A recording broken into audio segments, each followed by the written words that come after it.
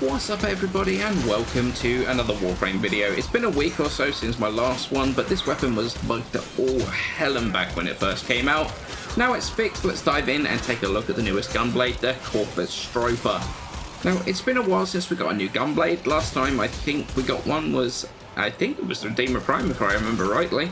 So how does this differ from the other two? How does it stand out? Well, rather than firing pellets, it fires a wave of energy doing pure impact damage. This wave goes for about 18 meters, after which it will not do anything at all, making it the shortest range of the Gunblades by far.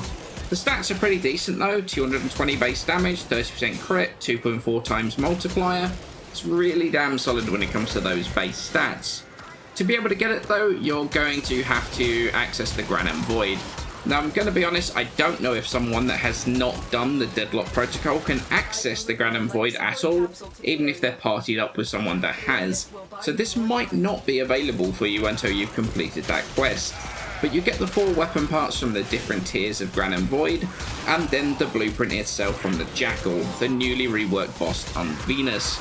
How you go about building the thing is really going to dictate how you go about playing it, and like any Gunblade, it boils down to whether you want to run a light attack build or the heavy attack build. So let's start off with the light attack, probably the one that I use the most and the one I find to be the most effective. Can mow down entire groups with ease. Prime pressure point on there is going to take advantage of the high base stats it has and one-shot everything we need to. Then it's a fairly standard crit build. Blood Rush for crit chance, Organ Shatter for crit damage, Berserker Prime Fury for attack speed because Gunblades are slow as hell.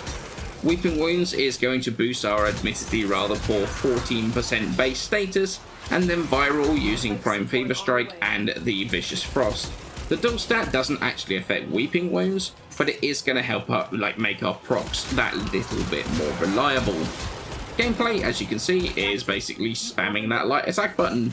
Personally, I've got it bound to my scroll wheel, so I just roll that wheel and go to town on the enemies.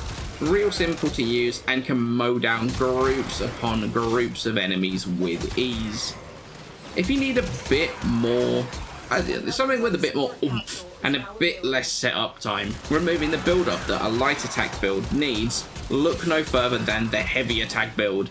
Nothing particularly crazy with the build, it's a fairly standard heavy attack build. Prime pressure, sacrificial steel for the double crit chance on the heavy attack. It's going to boost our crit to 96%. You actually get a lot more from this combo though, the prime pressure point and the sacrificial steel.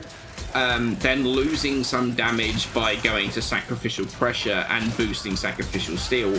At the end of the day, the extra 20 or so crit chance you get from the sacrificial steel isn't worth the nearly 30% loss on that pressure point. Then we got Killing Blow for heavy attack damage, Berserker for attack speed, Corrupt Charge is going to have always a 2 times multiplier, Amalgam Organ Shatter for crit damage and the heavy attack wind-up speed, and then Viral with Prime Fever and North Wind. Playstyle for this is a lot more different. You're pretty much only giving one enemy at a time a very bad day. It does a lot of damage at once, however, it's nowhere near as good at clearing groups. So if you're going into something that, for example, may only have one tough enemy at a time, say the Index for example, or Rathum, then the heavy attack build might be worth it. It's good to know the differences between the two playstyles because it does affect the way you're going to be modding them. As for the stance, personally I go Bullet Dance. High Noon does have its uses, but for general usability and a much nicer feeling stance for shooting, you really can't go wrong with Bullet Dance. So with all that said and done, do I think it's any good? And let's tackle a question everyone's going to be asking: does it dethrone the almighty Redeemer Prime? And the answer is yes, it's amazing. No, it doesn't dethrone the Redeemer. The Stropha at close range is a beast, does a load of damage and is extremely good at clearing groups. It's incredibly reliable too, you don't have to worry about pellets missing because it fires out a wave of energy that either hits or misses, which means its damage is always reliably there or not there.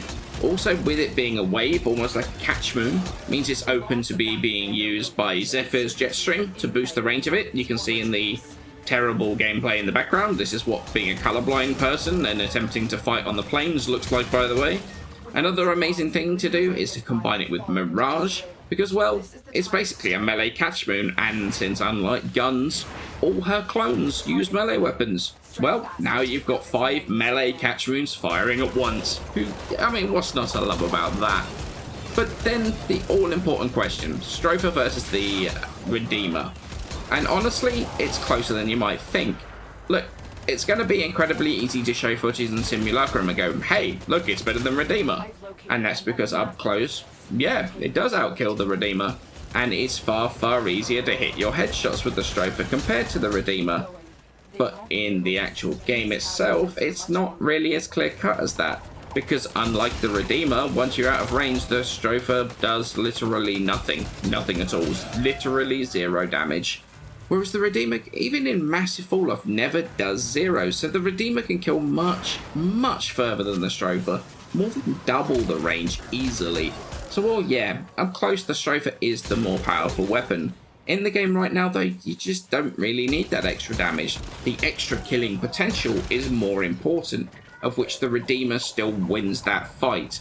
So naturally, it's actually going to be kind of what you're doing that's going to decide which you're going to go for. For proper high-level stuff at close range, Stropha for the damage. But if you want to kill a ridiculous amount of enemies really quickly at really, really good range and up to a very high level still, it's going to be the Redeemer. So does Stropha replace Redeemer Prime? No, they really are two very, very different beasts. But now the bugs with this weapon are fixed, it is a proper powerhouse. And honestly, I love how it looks and how it sounds. It is a properly good weapon. I've got a potential plan for this weapon in the future, depending on how my testing goes. So this might not be the last you see of the Stropha. Well, let me know in the comments below what you think of it. But for now, I hope you all have a great day, and I shall catch you in the next video.